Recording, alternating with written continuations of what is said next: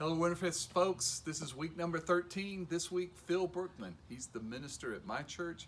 He's going to talk to us about how to overcome your doubts. It'll be good. 2 challenges in the end. Listen tight. We'll see you next time.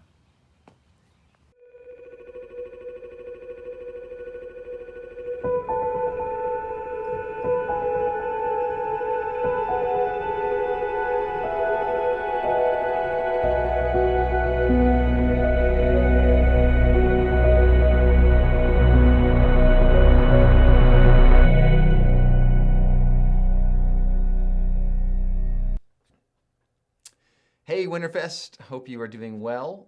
I want to give you 2 thoughts to consider next time that you have doubts in your mind. First of all, I want to talk about a strange phenomenon that many people experience when they make a change or a transition. So if you're changing schools, you're changing friend groups, or even changing restaurants, often what we do is we compare the best of what we don't have with the worst of what we do have. So maybe you've always been a Taco Bell fan, and then someone else says, I really, really like Chick-fil-A, and you think, well, maybe that is better. And then maybe you try something at Chick-fil-A, and it's really, really good, and then you ditch Taco Bell. Well, probably the reason you did that is because you were comparing the best of the new thing to the worst of the old thing. That's not necessarily the best way to make changes. So, for example, one of my big regrets from being a teenager was I quit playing the viola.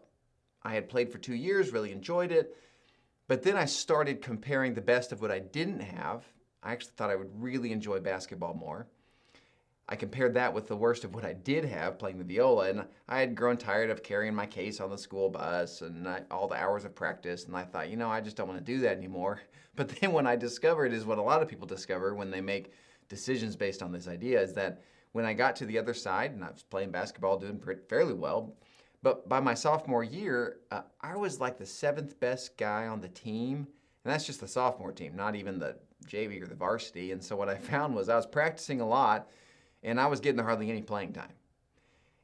And the reason that was happening is because if you rewind back to when I made that decision, I wasn't comparing the 2 on equal terms. I wasn't really thinking about the better parts of playing the viola, like making music. Like now as an adult, I wish I could pick up a viola and play, but I can't because I quit.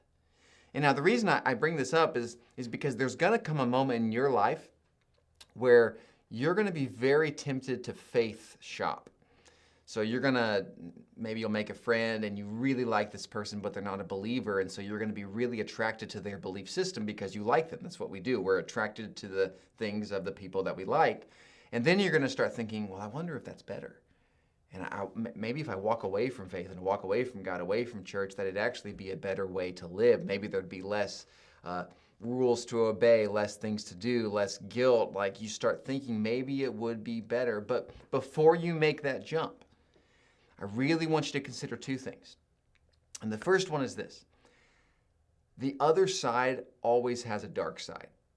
The other side always has a dark side. So this goes for any transition that you make. The other side, the other idea, the other friend group, the other restaurant you're going to go to, it always has a dark side. So you got to consider that. So 1961, the USA and the Russians were in a big race. Who's going to send the first guy into space? And the Russians actually won. They sent a guy up into space. It's the first guy to be in orbit. And when he came back down, he said something pretty famous and very controversial. He said, I have now been up to space, and I can tell you there is no God. And that shocked a lot of people. And that troubled a lot of people. And a lot of Christians started to think, what if he's right?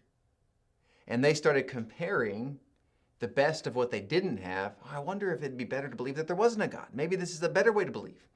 They compared that with the worst of their own worldview, their own faith. And that led several people in that day to lose their faith. But what I'm saying here is before you make that move to walk away, consider that the other side has a dark side. So here's an example of the dark side of unbelief. In 2011, a very famous atheist named Christopher Hitchens passed away. And he believed that his core identity was his body. Like, he believed he didn't have a self. Like you and I would believe that not only do we have a body, but we have a mind, and we have a consciousness, we have a spirit, we have a personality. Like there's a me in the depths of this biological body. And there's a you in the depths of your biological body. Well, Hitchens didn't believe that. He just thought, I am a body. That's all I am. So when the doctors would come in, he got cancer, and they would come in and say, your body's rejecting this drug or that drug. And Hitchens would say, would you stop saying that? Don't say that my body is rejecting it. I am a body. Like that's all I am. And so for him, all he was the collision of atoms in his body. And so I bring this up to say, you know what? You might choose to walk away. Maybe you have. Maybe you will one day. But when you do that, realize there's a dark side on the other side. If you walk away from faith completely, you are embracing a worldview which says you are a piece of carbon. That's all you are. And you rise from the dust of the earth for a few years, and you develop this consciousness, and then you fall back into the dust of the earth, but you really have no purpose, no meaning, no afterlife. You are simply carbon. So just know, there is a dark side to the other side. There's a dark side to unbelief. So that's the first thing to consider. When you have a doubt, there's a dark side to the other side. But the second thing to consider when you have doubts is that there's an upside to faith. There's an upside to belief. I'm not sure why, but a lot of times we spend our mental energy focusing on difficult parts about our faith. Maybe it's a question that you can't seem to find an answer to, or maybe there's been some tragedy or some suffering and you can't come to grips with it. Well, maybe instead of dwelling on all the difficult parts of your faith, like the dark parts, the weak parts, maybe spend some time focusing on the best parts of your faith. Because I'm telling you, there's some really good parts to believing in Christ and believing in God. I'll give you a few examples. So there's another guy living in 1961 when this Russian astronaut came down from space and declared there wasn't a God. C.S. Lewis was still alive at this time. And he wrote a really fascinating response to this astronaut. In fact, I want to read you a quote from his essay. Lewis said, "If there was a God who created us, you wouldn't relate to him the way a person on the first floor relates to a person on the second floor. As in, like, you're not just going to climb this staircase and up to the second floor and then poof, out pops God. Like, that's not the way it would work. Rather, Lewis says, if God created us, we would relate to him the way Hamlet relates to Shakespeare.